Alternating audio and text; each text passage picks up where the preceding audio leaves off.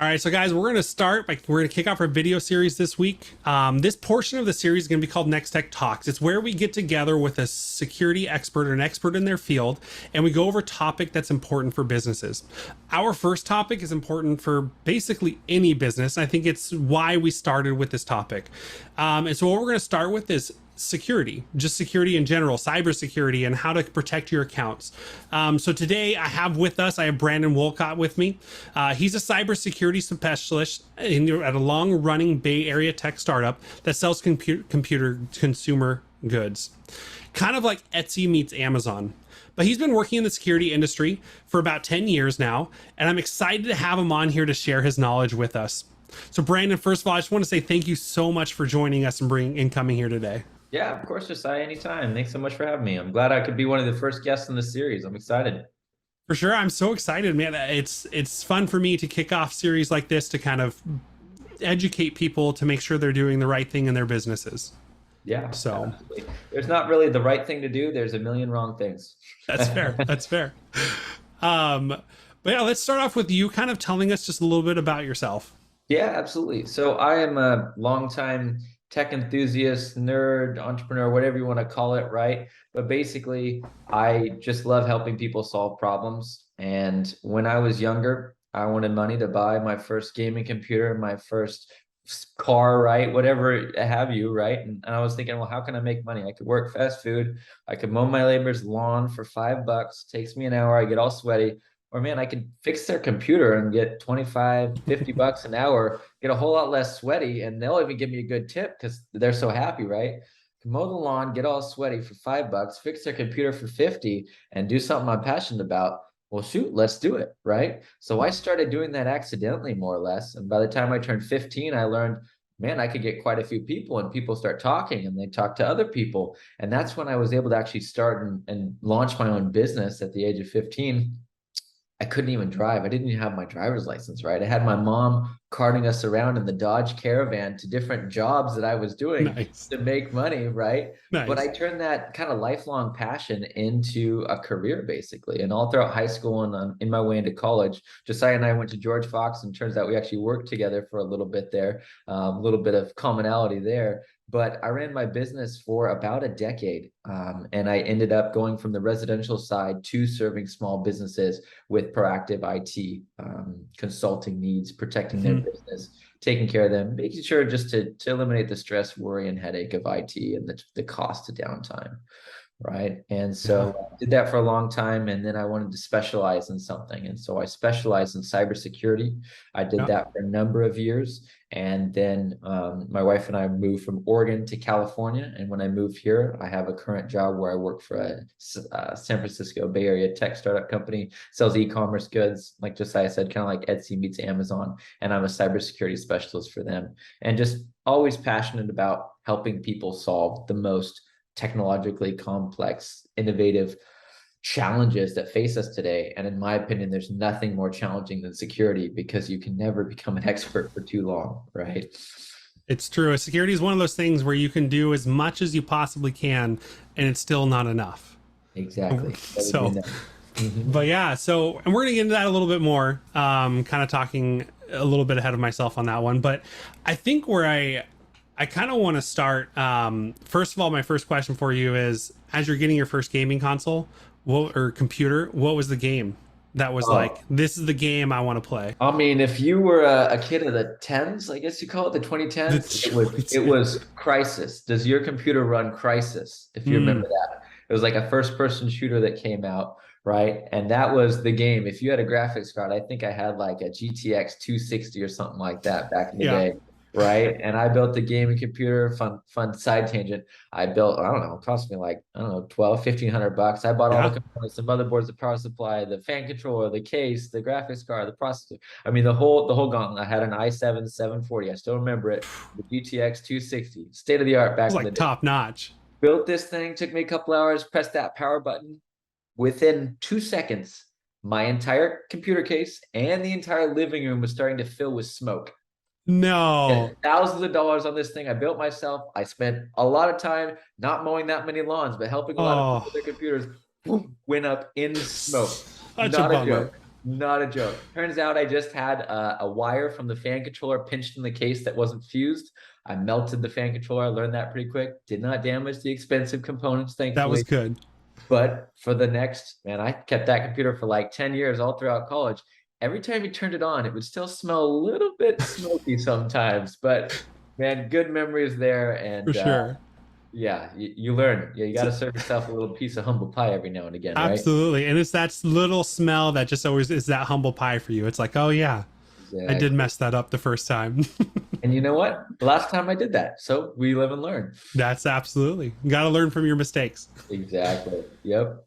Um, so I guess kind of moving into our first real question for you is what are the top three things as like a person, just like a person, an employee, a business employee that they can do that really helps secure them and helps them in their cybersecurity? Yeah, absolutely. And I mean, I could go and just say that's a really great question. I could go on and on about this, but at the end of the day, these are kind of some of the timeless pieces of advices I'll say that don't really rise and fall with the latest software and trends. You won't hear me kind of like recommend any specific ones, but they're just kind of a rule of thumb, best practice approach, I would say. Yeah, And the number one thing, have a strong password that's unique for every single account. And for if sure. and just I know you're like me and you probably have a lot of family and friends who you're like the tech guy, right? And for the business owners and clientele out there who are watching this, like if you know anything about technology, your family's going to label you as like the tech guy. Yep, Use these pieces of advice to help them and you will get so many less phone calls, right? for But sure. using that strong unique password, right? So that serves a number of benefits, which just I'm sure we'll run into a little bit later. But if your Amazon account gets compromised, right, Hmm. and it's the same password as your email, which just so happens to be the same one as your Netflix, which just so happens to be the same one as your social media, and it gets you into your smart home system. Boom, boom. Now your one username and password is compromised. Now bad guys can get access to everything. It's like just giving them the keys to the kingdom, right? If you have everything compartmentalized, strong, unique, you don't need to worry about one breach, one compromise, which you can't control as an individual, Not right? at all. Compromises You get those emails and they're like, "Hey, our account got breached. Sorry, good luck." Like exactly. it's like, "Oh, okay. I guess now my password that I use in 10 spots I have to go change and hopefully I got them all, right?" Yeah, hopefully you got them all. And that's actually a great segue to the next question. It's like, well, okay, strong, unique password. I've got my cat's name, my birthday, and my third's dog's, vet that I had, right? What is that? I can make that only so many ways to make a strong, unique password. Yeah. How do you So remember them all? personal, right? But how do you remember them all? And that's where I use a password manager. I Hmm. literally like, if you ask anybody in my family, like the password manager evangelist, right? There's a Yeah. number of free password managers. There's number one paid ones. I encourage you to just Google free password manager, check out some. I'm not going to recommend some because it changes every year. But I personally spend a couple bucks a month on a password manager and share it with, I think, 6 of my family members. And what that Hmm. allows me to do is when I go to a website, I just bought my wife a little necklace. I just had a new baby. And so we had a little extra gold chain with a little P for baby Parker that added to my wife's necklace. I don't want to create, a username and password for this website that I use for everything else because I don't know them. I don't trust them, right? Absolutely. I just went into my password manager, press new, generate, boom, boom. And now I have a strong, unique password for that site. And I never even to think about it again, Yep.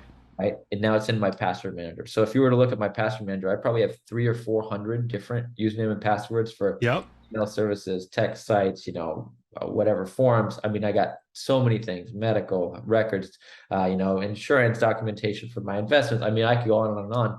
But if any one of those is compromised, I don't lose a single iota of sleep, right? I'll Because never forget, like you're yeah, saying, with like my wife when we started using our password manager. I was like, "Listen, it's in the password manager," and she's like, "Well, how do I?" And I had to teach her how to get there and kind of start using it. But at this point, there are some accounts, and I really like most cases don't share passwords. Like that's a very don't do it. But like you said, like the count where it's like, "Hey, I made a little necklace for my son," or Netflix where it's like you actually do share with your wife an account, but teaching her to go in there and saying, "Hey, here's the password, here's how you get to it," and not just, "Oh yeah, it's our standard password," because then it's like, "Oh well, now it's our standard password," and then she uses it on her accounts and I use it on my accounts, and that's just so it's just not a good practice. And so I remember moving in the password manager and being like, hey, just check the password manager now. People are like, oh, what's your password? I'm like, oh, 8XY exclamation. I have no idea. Like, Right. I don't know any of my passwords. And it's the greatest feeling. Oh, exactly. And that's exactly what, if you want ever a piece of like free marriage counseling advice, set up a password manager, Absolutely. collaborate, share it with yourself, right? Have like your Yep. shared credentials and it just, if forget about it. The amount of times my wife has said, my wife's not a tech person, right? She came to me and like, hey, babe, what's my password? I just look her dead in the eye now. And she doesn't even have to like look away. She just walks around and goes, check the password manager. I know. Yes. Yeah. It's a Yes, great feeling. It's a great feeling. Yeah. it is. But that's number one, strong, unique password. And I went on the merits of that. And I use a password generator as part of this, the password manager. Yep. So my passwords, I like to keep them minimum 12 to 16 digits long. Passphrases are more useful. Everybody goes, well, what's a good password? Should I have uppercase, lowercase, exclamation points? Sadly, most websites will require those complexity requirements. But personally, a 20 word, all lowercase password is exponentially more secure than an 8 character that has uppercase and lowercase. Basically, the longer it is, the harder it is for a brute force attack to decrypt that password, more or less, if it's altered or hashed. There's a couple of security components of that, but just Yeah. nice passwords make it messy. And that's a really common misconception is that like, oh, if I have a password that nobody could guess that's totally random, but it's only 8 digits, it's super secure. But it's Mhm. really not, because when a bot tries to take over your account, they're doing randomly generated things, but it's all about the length at that point. Because the longer it is, it's like what, eight, let's making up numbers. Let's say eight has 100 possibilities. You go to like 20 characters and now you have billions of possibilities. It's like the Yeah. time to break in just increases so much. It's logarithmic, right? It's kind of Mm-hmm. like it's like a reverse hockey stick, right? How easy it Yeah. is the amount of time, and then all of a sudden, the more characters, it just makes it basically so hard that nobody's going to try. They're just going to move on to somebody else who doesn't manage it. Yep. Right. Mm-hmm. Yeah. Yeah, and so that's number one. Strong password. Number two, user password manager. I only know one password, and that's the password of my password manager. Yep. That's it. It makes me sleep work great at night. Number three is multi-factor authentication. And this Mm. is just for individuals or business owners, what have you, right? Multi-factor authentication. Even if one of my passwords gets compromised, which I'm not losing sleep over anyways, and somebody tries to log into any of my social media accounts, any of my investments, any of my banking, any of my email accounts, right? My phone is going to get an alert. Hey, just like you guys know with your bank, you get a 6-digit password, right? Hey, it looks like you're trying to log in. Here's your 6 digits. Not you, ignore, report. This is fraud, what have you, right? Yep. Most people don't realize they're like, oh, my bank makes me set that up. Oh, I signed up for a Gmail account and they make me do that, right? It's annoying, right? There's kind of a reason for that. And it's Yeah. so useful. I see that protecting customers all the time. But set that up on everything. So Yeah. I am a fan of a software-based application. So I have an application on my phone. You can search for multi-factor authentication app on Google, and you could Mm-hmm. find it. If Google's got a good one, Duo, I use LastPass. There's a couple different Yep. ones. But just use one of those and set up all of them, which have a rotating 6-digit key, and that generates a new one every 30, 60 seconds. And that why it's called MFA or multi-factor authentication is if somebody has my username, that's kind of the first factor, my Mm-hmm. password, that's the second one. Now I need a third thing, which is my multi-factor code or my two-factor authentication code to sign in as well. Another acceptable use is something like biometrics, like your Face ID for your phone or a Touch Mm-hmm. ID or a fingerprint reader. That is another form of multi-factor authentication, but those don't translate well over the web. And so that's why True. digit text message multi-factor authentication comes into play. So useful, so easy. Do it once, forget about it, and you're set. Yeah. And it's crazy because a lot of insurance companies are requiring that for businesses now. I've had a few companies where it's like, oh, I have to now do MFA. How do I do that? And I'm like, here's how you do it. We set it up and we make sure that they meet compliance with their insurance company because they require it now. Yeah, absolutely. I work with So, HIPAA, I work with PCI if you're doing any sort of payment there, and a mm-hmm. lot of cybersecurity questionnaires. And all of them require multi-factor Yep. authentication in all critical accounts, just point blank. So if you're not doing that, that's like, even keep in mind all these, maybe a couple bucks a month, just right off the bat. Yeah. They are going to be so useful at protecting you Yeah. compared to anything else. So that's kind of my top three bang for the buck. For sure.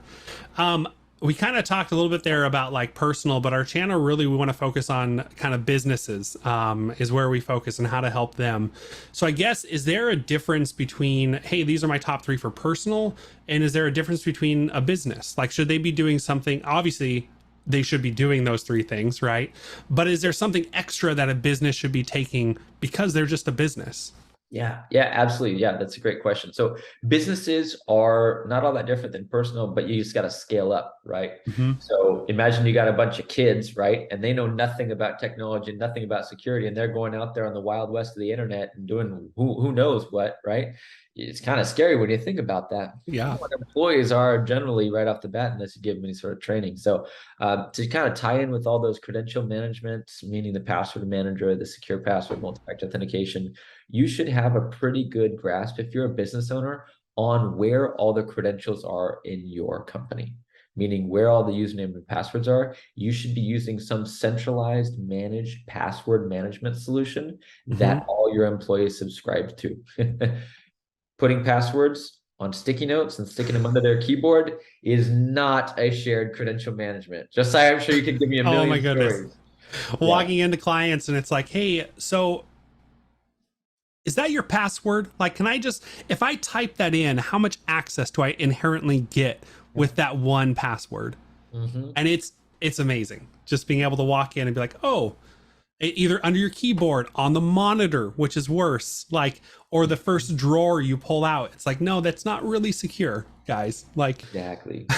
Yep. I could tell you a million stories of like the HR managers in an office and they got the sticky notes for Oregon State, disability, or Oregon State Employment Office, hey, payroll, this is where all the W-2s are stored. Like oh, they really write payroll login, right? But then yep, don't worry, they lock their door. So the system's secure, right? Just look in the window and see it yeah, on their screen, right? yeah, I got called into a breach there afterwards and got to learn what that's, happened. That was fun. yeah, Um, yeah. So yeah, that's huge. So you should manage all that, which is important because you need to know where credentials are. So a lot of times there's for most small businesses, there's one or two employees that only do one or two specific functions in the company. And as morbid as it sounds, I want to eliminate hit by a bus syndrome, right? If yeah, somebody in your office, heaven forbid, hit by a bus, or has a baby, has a change of life event yep, where yep, they want to reduce hours or not work anymore, they move somewhere else, that's okay. You want it to be pretty amicable and say, hey, don't worry about it, good luck in your next adventures, we got all your mm-hmm, credentials already, have a nice life. Not sit them down and for that grilling exit interview, hey, what are your passwords, what are all the sites you access, how do you do your job, right? That's kind of one-on-one credential management, but also, of course, have them document what their duties are. But that's a absolutely, business process, less IT. But yeah. yeah, manage those. And I'm sure just I could give you a bunch of recommendations on shared enterprise password management, but that would be one for sure. Yeah, and that's part of this video series. We're going to get kind of into more details of what we recommend at this time, and we're going to do more videos about that later. So that'll be kind of coming up. Perfect. Sounds great. Yeah. So we talked a little bit about credential management for businesses. You mentioned that you should have a spot where you store them. Where, like, how does it work when you're giving these credentials and privileges? Like, who gets the right privileges, and what do you do with that? Nobody should Okay. ever get anything unless they absolutely need it. Yeah. For example, that W-2 payroll login information. Mm-hmm. HR manager, maybe the HR assistant, the owner of the company probably shouldn't even have that. No employee should have that. No. No third party, unless there's a demonstrable need. Nobody else should have those credentials, right? And they should only be tied to you unless there's a demonstrable need. And you go, well, Peggy from the office, she's the owner's wife. Sometimes she goes in and does the things, right? It's like, okay, well, then there's a demonstrable need. But that employee that just needs access to it that one time, set them up with their account, remove access immediately. Don't keep their access. So this is Yeah. basically implementing a principle of password management where the least amount of information is shared, the least amount of people as possible. It's known as principle of least privileged access. Mm-hmm. Why this is so important, and Josiah, I'm sure you could probably give a talk on this, but why it's so important is because if there is an incident, if there is a breach, if there is an account compromise, a takeover, some sort of security incident, an endpoint's compromised, a virus where there's a keylogger on there siphoning information, bummer, that sucks for that one user and their account was compromised, and let's shut down their sites, right? Hmm. That doesn't affect anybody else. That doesn't extend beyond that. Hopefully, Yeah. on a higher level user, right? But then that's kind of we can cut off their access and sever it. But Yeah. going back to my original tips, if you're sharing passwords, you don't know who belongs to what, and sometimes this person has access to this, but not on these days. It's like you don't know where your information is flowing to whom, from when, where, why. Just cut it all off and understand who needs what, and that's it, right? Yeah. And I think this actually leads into a really good point about security isn't really set up to blame people. Like you're not in like when I set up security for people, it's not because I want to be able to blame you later. That's not the goal at all. It's just, hey, let's make sure that we're setting up the right stuff for you. So that way if something does happen, you know the limited amount of exposure you have. That's what it's about. Is because it's not a matter of if you get breached, it's a matter of when. And Mm-hmm. when it happens, you want to make sure you know exactly like they got this one account. That doesn't mean they've gotten 10 things. They've gotten this one thing. Exactly, exactly. An analogy that I'll bring, which is pertinent and really sad. There's a lot of hurricanes in Florida right now. It's Mm-hmm. displaced a million plus people. Where I'm here in Northern California, we have a lot of wildfires, right? Thankfully, not in my area, but I got a lot of family members that are affected. I mean, everybody should be prepared for a natural disaster, right? Yeah. Is your business prepared for a natural disaster, an event, right? A cyber event. If an account is compromised, do you know what to grab before you leave the house? What you need to do? Do you have your checklist? Do you have your task list? Do you know which to shut off, which to turn on, who to contact? You're all these things swimming. Yeah. Most people, and I've responded to these incidents, they just panic and then they just try to pull the plug on the internet, and that's not how it works. Yeah. Right? You need to have a trusted contact who is establishing a plan ahead of time. And it's a little bit of plug for you. But with all those questions, it's a lot of quick questions that are rapid fired at you, but work with a qualified IT provider and they'll help set you up for success before you need it. Heaven forbid you do need Absolutely. it. Yeah. It happens. Yeah. Absolutely. Yeah. Which kind of with all of that, would you what's the next thing you would recommend for businesses? We've talked about principal of least privileges, we've talked about a credential manager. Is there anything else that you would recommend? Yeah, so this one I saved the best for last, right? My all-time favorite, best value, I would say, from a security perspective. Do all those things. Those are like the lowest hanging fruits. Establish that as your kind of baseline defenses. The next best thing, once you got kind of your endpoint secure, which your IT person should already be doing for you, that's build your human firewall. And why I say human firewall Okay. is because that is the actual flesh and bones in front of the technology that you're paying a lot of money for, right? There's Yeah. a lot of costs associated with the technology, making sure it's working and secured, but you still have the human interface that's interacting with the Mm. technology. And so the human firewall consists of what do your employees, your fellow business owners, your partners, your third party solutions that you're implementing, what exactly would they do if faced with a, say, phishing email, right? Yeah. Congratulations, you just won this $50 gift card. That's all scammy. I hope we never click on that, right? Yeah. Personal favorite. Hi, this is Mr. CEO. I need you to wire $500 to this account. Gift card scams, we see them all the time. I get Yeah. a text from the CEO of my company, right? I Yeah. need to go out to Walmart and buy these uh what was it, like wire transfer gift cards. I need you Yep. to wire all this money, Western Union or whatever, right? And I need you to buy these iTunes gift cards, right? We kind of, you and I can kind of laugh about this, but this is what I see being immensely successful, right? And that's from a Yeah. business perspective. That's just one financial loss. But what if somebody sends you a phishing email that says, hey, this is so and so with ADP payroll systems. We just need to validate your employee's W-2 for Oregon State tax record. It looks legit. It's coming from the right people. They click on it, log in, no problem. All right, I took care of that. Log out, forget nothing of it.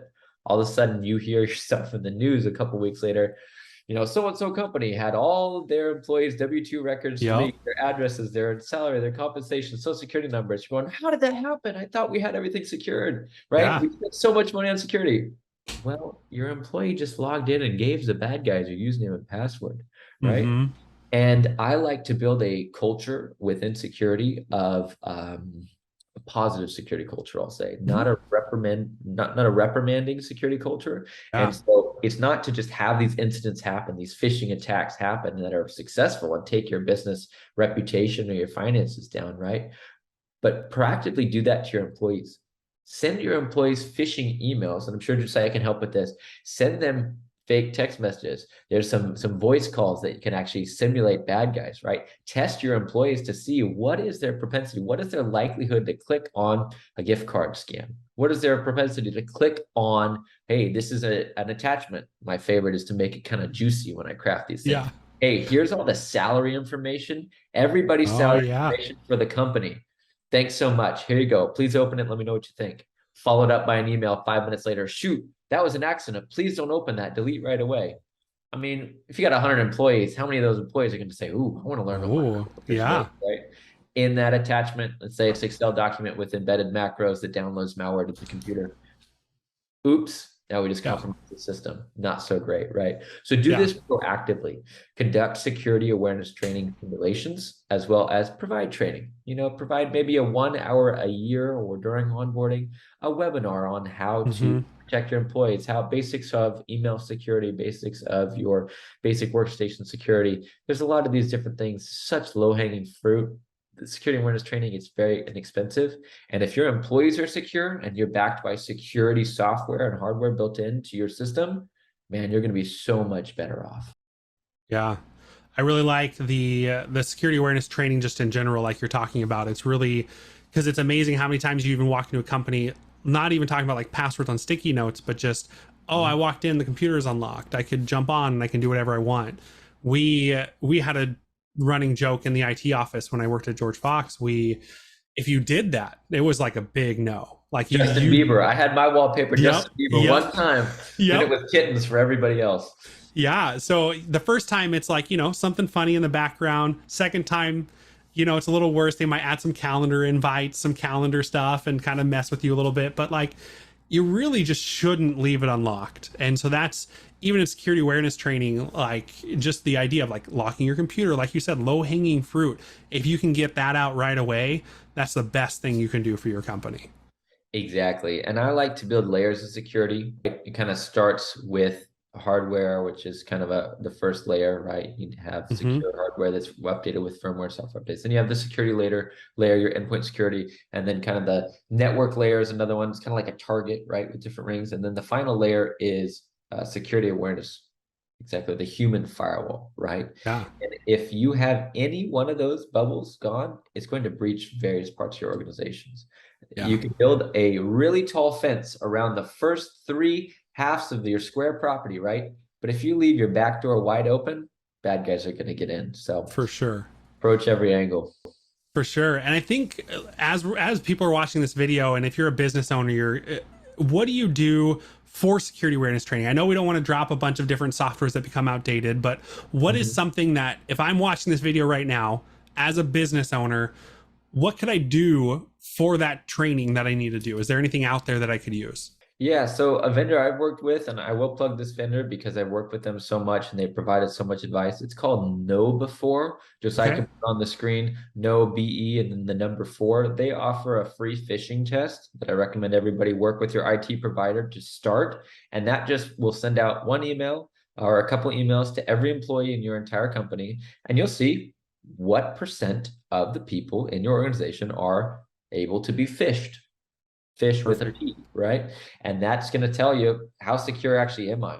In my testing, I've seen 20, 30, upwards of 40% of people will click on a malicious email. And this is the business owner staring me dead in the face. And I've had my IT person for 20 years. We've told people they're amazing. We got the best firewall. We got the best filtration, the spam filtration ever. It's amazing. We're perfect.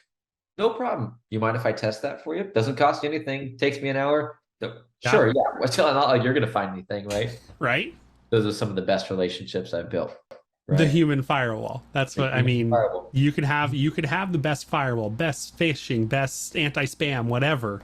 That human is kind of that spot. I wanna take just a really special moment right now just to say, like, none of this should ever be used as a punishment for an employee, because I think there's a feeling of a boss or like a business owner where it's like, oh, I need to find out who's doing it and then reprimand them for doing it. So I want to really make sure that if somebody's doing a phishing attempt or something like that, don't use it as a reprimand or something to make your employee feel bad, because they are already gonna feel bad as people. Like, if you're the person that caused a breach, you're gonna feel bad.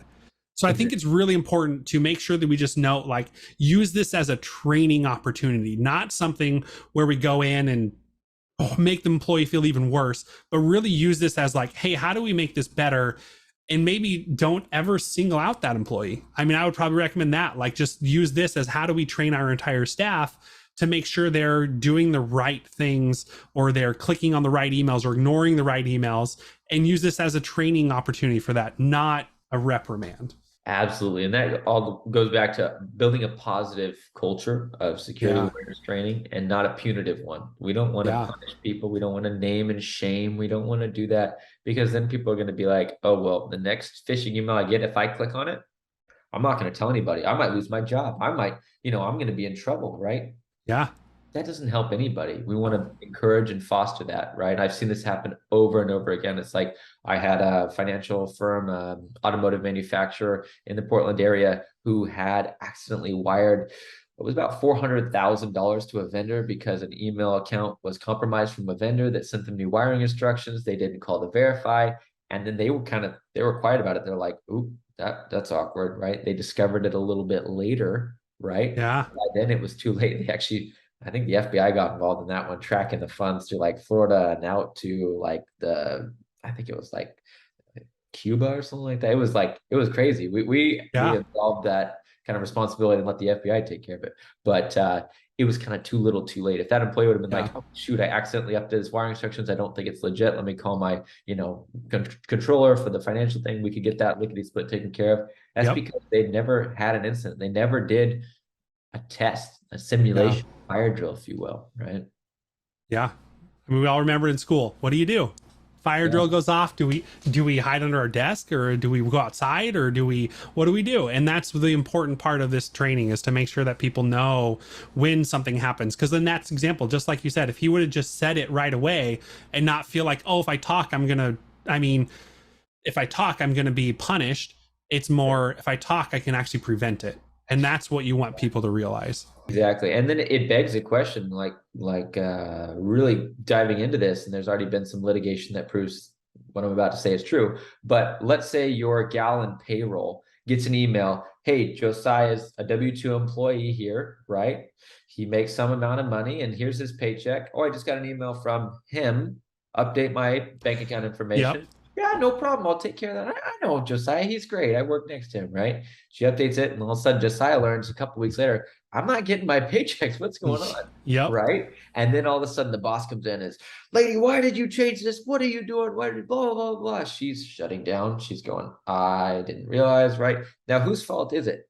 Is it her fault for changing that? Because she saw an email from Josiah to update it, right? Yep. She did the action. She accidentally caused some sort of minor, inconvenience for the accounting system and wired somebody a couple $1,000 accidentally. Oops. But was she ever trained on that? Did she ever have a process documented on, hey, anything in an email that requests changing bank account information, I need a verbal authorization, an in-office visit, or a phone call? What's my Absolutely. level of operations to confirm that's legitimate, right? Did I ever receive security awareness training? Have I been trained on an incident like this? I could go on and on, Yeah. because sadly businesses have fired somebody looking for a scapegoat because they lost a lot of money usually, right? I could talk Yep. about some mortgage fraud and how that was an adventure before. But it's really the employee's job to implement their training. And if they weren't trained on anything, there's no precedence for what they should or shouldn't do if they haven't been told otherwise. Common sense doesn't really exist when it comes to a brand new employee in your company, right? You got to instill that. Absolutely. Yeah. And I know we could go on security training forever. It's a very easy topic to keep talking about, but I have a couple more quick questions for you. First, I guess kind of, you talked a little bit about like the internal like hardware protection. I've heard people talk about like, oh, I can't use free spyware, I can't use whatever because. But what is your opinion on what you should use for antivirus software at this point in time? I know it always changes, but what's your giving opinion right now? It's really personal preference, and there's really not a single vendor I'd recommend Hmm. because they're all great and they all Yeah, suck. fair. I'll just say it, right? They're all great. They all offer different features, and some years, some are better than others. Some just are acquired by a large corporation and their quality just goes down. There's scrappy startups that are starting all the time that are excellent at security tools. And I kind of like the smaller, scrappy startups because they're obscure enough that bad guys aren't Yep. trying to get around them. So they're kind of useful, right? But at the Yeah. end of the day, the best, and I say this upfront, the best security software ever is the one that's properly set up, Hmm. that's preventatively updated, monitored, managed. There's alerts going out that can indicate actionable threat intelligence, meaning Susie Q clicked on this email and accidentally downloaded malware to the system. Boom, your IT company just got an email. They locked that Yeah. workstation down. It disconnected itself from the network, and now it's quarantined and we'll address it, right? Absolutely. Yeah. That I don't care if that software costs $30 a month to that endpoint, right? Or $5 a month, right? It doesn't really matter how much it costs. You just prevented a thousands and thousands, tens of hundreds of thousands of dollar breach incident security response. It's kind of a moot point at that point, Yeah. right? The best security tool is the one that's set up properly. Plain and Yeah. simple. Makes Work with sense. your IT person. Yeah, absolutely.